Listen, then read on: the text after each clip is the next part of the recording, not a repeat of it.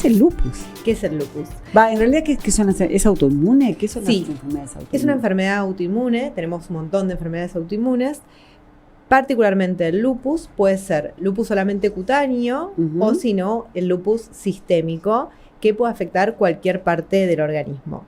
Lo que genera el lupus es, dependiendo del órgano afectado, ya sea, por ejemplo, la piel, el riñón, el corazón, los síntomas que va a tener el paciente o también la parte articular que puede afectar.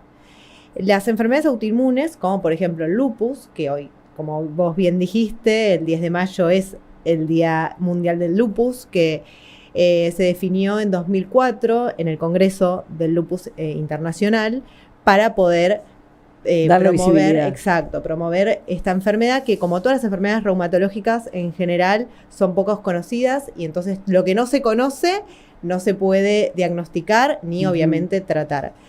Y las enfermedades autoinmunes lo que hacen es que el cuerpo genera anticuerpos, que son proteínas que en general, o en realidad, los anticuerpos el cuerpo los tiene que producir para defenderse de todo lo que es exógeno, como bacterias, virus, pero en las enfermedades autoinmunes lo que pasa es que los pacientes generan anticuerpos contra partes de sus órganos. Entonces empiezan a generar anticuerpos contra ya sea la piel, la articulación, el pulmón, y ahí se desarrollan las diferentes enfermedades, como en este caso el lupus. O sea, básicamente las enfermedades autoinmunes es que el ejército que está para defenderme ataca mi propio cuerpo. No reconoce, piensa que es falso, un aliado y lo toma como enemigo. Exacto, empieza a funcionar en contra de sus propias células. Pueden ser autoinmune o antiinflamatorias también. Que las autoinflamatorias es cuando generan mucha inflamación sin generar anticuerpos. Por ejemplo, la artritis psoriásica o la espondiloartritis son enfermedades reumatológicas que no son autoinmunes, sino que son autoinflamatorias. Esto significa que generan muchas citoquinas, que son proteínas, pero no son anticuerpos y también generan daño y generan enfermedades. ¿Qué diferencia? Recién dijiste reumatológicas. ¿Qué diferencia hay entre reumatológicas y traumatológicas? Bueno, eso nos pasa bastante. Los pacientes vienen quizás que no saben, tienen que ir al traumatólogo, al reumatólogo. Inclusive también nos pasa que lo derivan al reumatólogo y dicen, a mí no me duele nada. Yo tengo, por ejemplo, el ojo seco, que es esto del síndrome de Sjögren. El síndrome de Sjögren. Eso es el síndrome de Sjögren. Exacto. Entonces, nosotros podemos ver cualquier síntoma. Por lo general, los pacientes llegan al reumatólogo después de hacer un derrotero por un montón de médicos porque les pasan cosas, entre comillas, raras que no se explican. Les hacen miles de estudios, no se sabe qué tienen, hasta que aparecen y nos ven a nosotros con una pila de estudios así. Entonces, ¿qué pasa? La diferencia es principalmente que el traumatólogo ve enfermedades a nivel de los músculos, de los huesos, que son de causa mecánica. O sea, el paciente se desgarra, se golpea, se fractura, tiene dolor y por eso tiene que ir al traumatólogo. Pero nuestras enfermedades, como te digo, puede afectar también las articulaciones. Entonces también un paciente puede tener un dolor en alguna articulación, una inflamación, que eso es la artritis, y en realidad no ser algo traumatológico, sino ser algo reumatológico. Pero nos pasa mucho eso, de que quizás vienen porque se lastimaron el hombro jugando al básquet, pero en ese caso tiene que ir al traumatólogo. Claro.